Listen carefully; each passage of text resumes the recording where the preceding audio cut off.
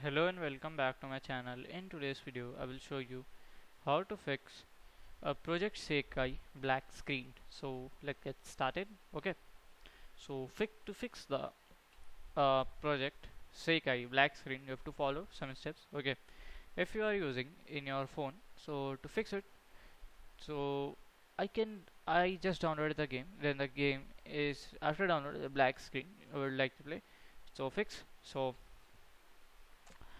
to fix your black screen, you have to follow some steps. So first of all, you can try your reinstalling the game. The second step to check whether the app is correctly installed or not, whether the files are completed or not.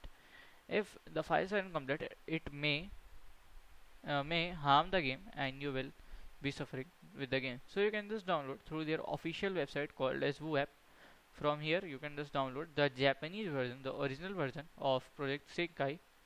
So we can directly search for here for the project Sekai. Okay, at here again just search it like here at home. If you are having like search options and in, so you have to see for the games. Okay, so from here you can directly search it and you can use it. So this is how we can just do it. So if you find this video helpful, make sure you like, subscribe and share the video.